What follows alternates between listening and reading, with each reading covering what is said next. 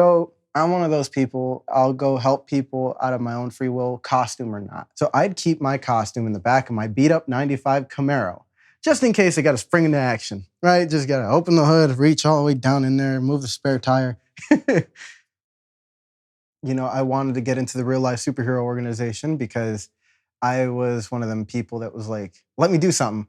Not like Batman-esque, like there's people out there that are like, I'm going to go fight crime. And I'm just like, you do that. I just kind of said, it's whatever. I'll put my life on the line for somebody I don't know. It's just something I do for some reason. My dad would let me watch Dragon Ball Z on this Chinese channel in the morning. I ended up seeing how Goku was as a person. I know it sounds really lame to be inspired by like a cartoon, but he was fighting for a reason. And I kind of figured, I'm like, if I'm gonna, fight with people, I'd rather fight for, my friends or my family versus just my own personal gains. I always thought that I'd run across like one of those like asshole guys who's like dragging his girlfriend, or stumbling out of a bar with a woman he doesn't know, like, come on, you're coming with me. Nothing ever like that. It was strictly only gangs. And, people have asked me, like, have you ever fought like a normal person on the street? No, it was always gangs.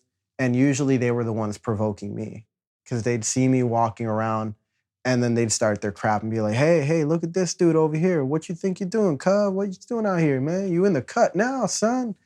And I'm just like, well, I can't run away, And I tell them like, hey, man, I'm just out here patrolling the streets, making sure it's safe. And I give them that stern look.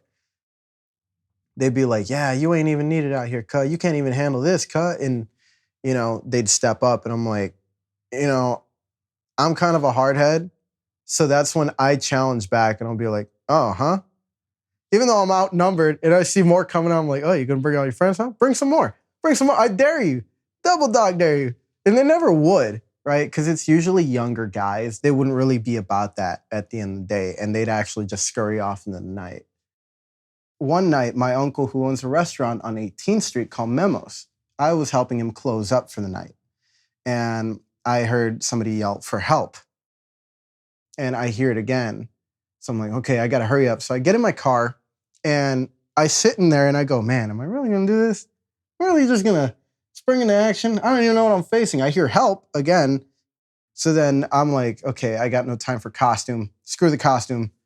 I'll be the same person without it, I grabbed my utility belt out the back. I had a utility belt, which was, it had pepper spray, tasers, I think a pheromone thing for cats. I don't know. Just things that I would have in there, which like Ace Ventura type crap, and a set of handcuffs. And I go, man, I'm gonna handcuff him on citizen's arrest. It'll be so cool. And I start hearing help again. And I see a meter maid coming out of the alley. She has her hands up. She's backing up. Out come the alley, some Dwayne Johnson-sized monster. And I knew I was outmatched for this guy. But I said, fuck it. Today's the day. Today's the day, man. I'm going to take care of this guy. So I step out and my voice cracks and I'm like, hey, you stop. And I threw the handcuffs like down in my hand and they latched onto my door. I immediately reached for my pocket. I'm like, where did I put those keys? So then I kind of just like snap out of him like, hey, I got to go get him, and without thinking, she's just like, somebody help me. I'm like, I got you. And I ran forward, full sprint. I jumped up and did a 360 backwards kick at him. The man ate that kick like a champ. And all he did was puff his chest out, right? The same time that I kicked. So it was just kind of like, and my foot like caught his shirt or something. And I just slipped up and I was, and I get back up with a backwards roll and I stand up. And I'm like, hey, had enough. He's just like still yelling at this lady. Like if I didn't even do anything. So I kind of just ran up to him. I did a 2-punch and then a backwards hand thing to him. And this guy basically spit a little blood. And I'm like, I think I got him, and the guy ends up going, and I'm like, fuck.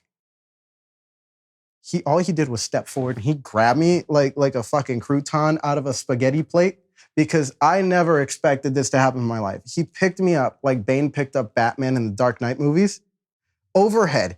He overhead threw me across the street. He threw me into the oncoming lane far enough to where I could have touched the sidewalk.